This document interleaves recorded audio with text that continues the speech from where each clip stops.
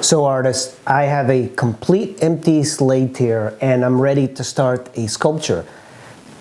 This is the hardest part of the sculpting process for me. I struggle finding themes and what to sculpt. And I think the problem is that there's so many ideas out there. So I have my table. This is a proper sculptural table. If you don't have one, you really don't need it. You could just get like a stool or get a desk and get a Lazy Susan and put it on your desk. That's really all you need. But you will need some sort of board. And I've done this before. So this is, I'm going to be brief, and this is a board.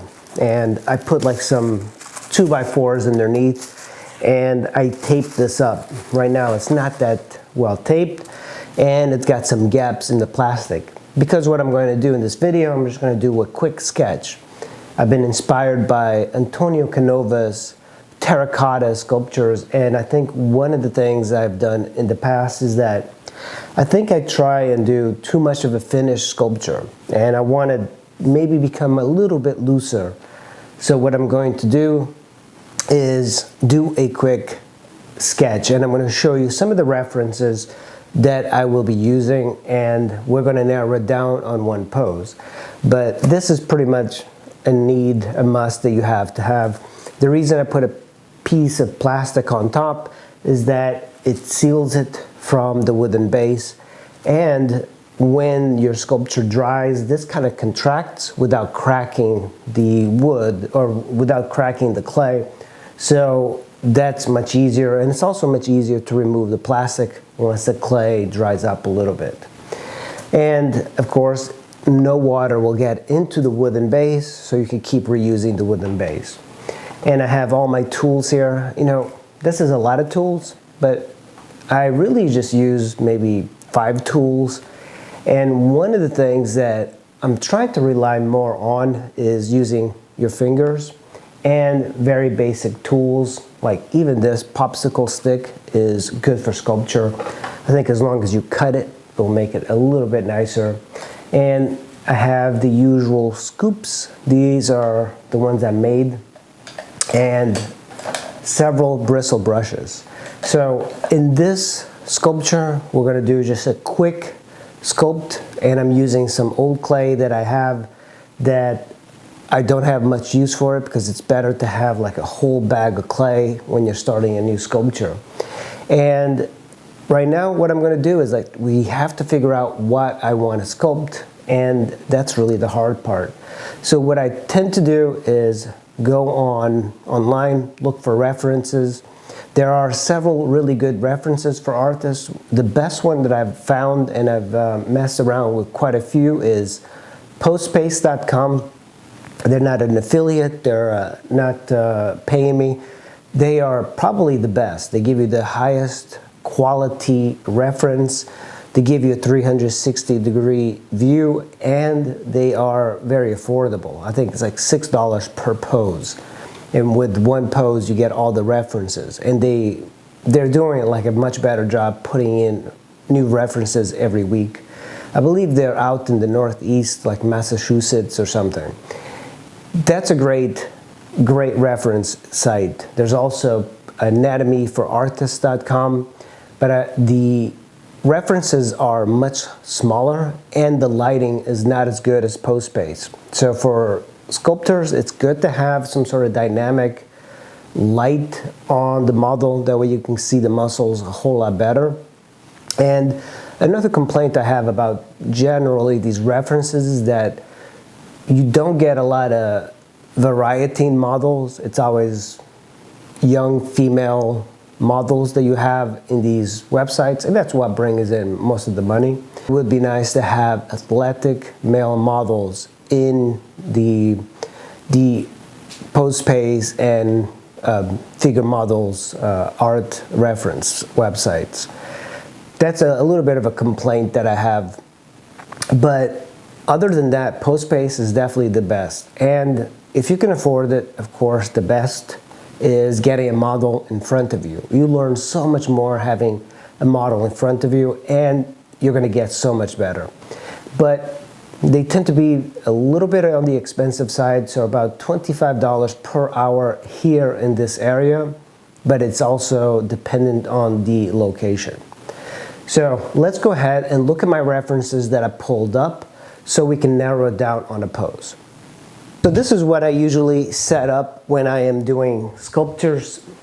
I have this, and this is called B-Ref. There's also another one called Pure Ref. I used to use Pure Ref, but Pure Ref is a little bit harder to use. This is the way it works. I just can't get this to really sit very well, and it's hard to go back and forth. Like even right now, I'm like struggling with like removing it. So let me close that up, and I have this. The reason I use this system for references is that I can put all the poses I want in one board, and I can click on it, move in, see things. This is from Figure Models or Female Anatomy for Artists.com.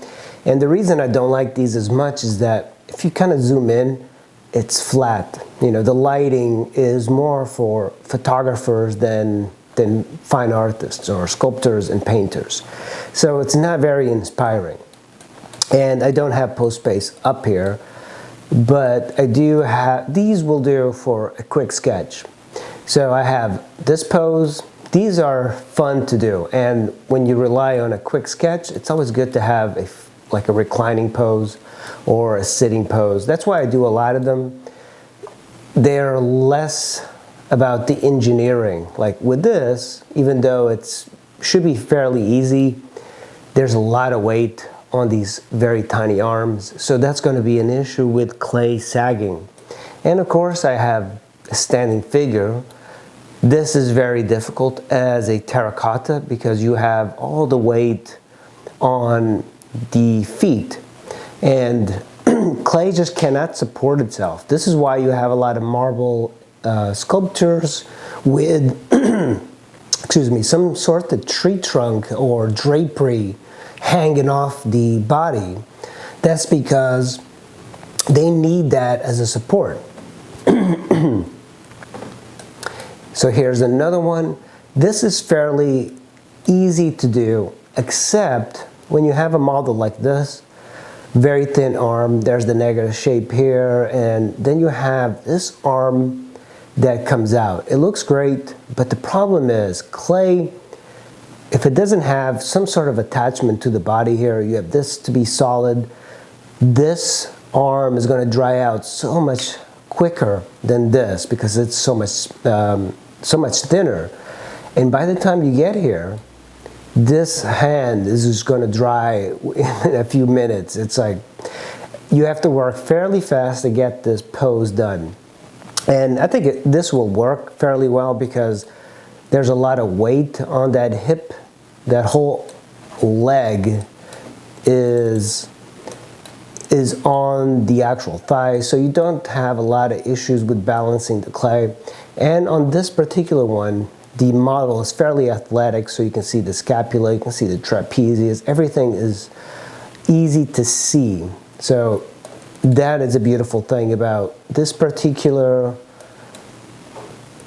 reference. But you know, sometimes I'm looking at these references and I'm like, you know, from here, there's not a lot of interest. That's when you would want to make the right decision with the pose. So here is a reference I got from, I believe it's Cult 3D. It's one of the pay sites, and this one is much better quality. So you have dramatic lighting. It's more for photographers rather than sculptors, but here's the difference. Like when you go to this one and you zoom in, you actually lose a lot of the quality, and this is not really that visible like the 10th rib. You can't really see it. You can't see this fold too well. So as you get closer, you don't see a lot of the detail. On this one, these are very large photos, so you can see a whole lot more of the anatomy. So here's a whole lot more details. This one is good because you have a block that you could use for the support, and then this sword, of course, is going to be much more difficult. So every time you have like a hanging, something this thin, that's going to be difficult. One thing I've seen in the terracotta exhibit from Canova is that he actually incorporated thin pieces of wood into his final sculpture. Generally, I just use skewers to hold things up, but one of the sculptures he did was some sort of a cross, and the cross was made out of wood. So that's something that I've never even like thought about, but could make a possible very good way of doing things. Here's another very good pose that I like. This is, of course, it's some sort of like archery related thing, but I just love the anatomy that you can see in the arms and all over him. Of course, I think probably the only difficult thing here is the hanging arm. So when you have something like this with the arm straight out and you're building in terracotta without an armature, what you can do is just put a piece of clay here. That way, that supports it. And generally, I'll put like clay from here to here. That way, it is supporting while it dries. So zooming out, here's another one. Very good pose. I think one thing I don't like about this particular pose is that it hides too much of the body. I like the torso to be a little bit more visible, but this is a very artistic type of pose, and there's not the issue of having lots of arms that are stretched out without any support. So this is all kind of like included in the actual structure. This is a really great pose that I've been wanting to do, and I think sometimes you have models like this that are perfect for sculpture. They're not too thin. You can see all the anatomy. This one is kind of like Rubenesque, so you have like very wide hips to waist ratio, and she almost looks like a marble sculpture. And I think for me, that's a great thing. Here's another one that I have. I like this one a whole lot more than this one, because this one doesn't seem as natural, having the arms kind of out there. So I kind of do this all the time, just trying to figure out what I would like.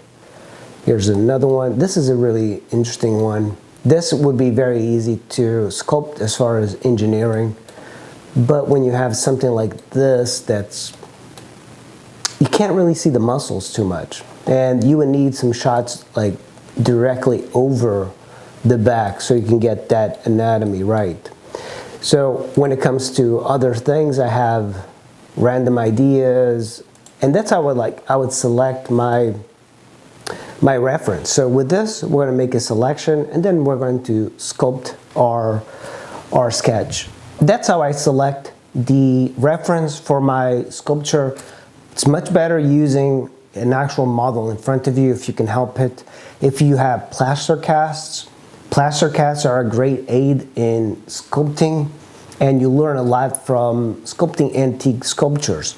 But the problem is there's like a cost associated with it.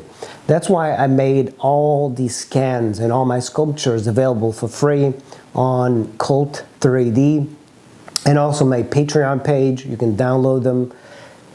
They're not like the greatest reproduction because it really also depends on your printer, but it's better having something available to you that you can copy that's in 3D, and then you're sculpting in 3D, as opposed to having something in 2D and you're translating it to 3D. So it's much better having an object in front of you, and you give it a whole different flair. So that's how I begin my process of sculpting. I hope you enjoyed this video. Make sure you hit like and subscribe, and I'll see you in the next one.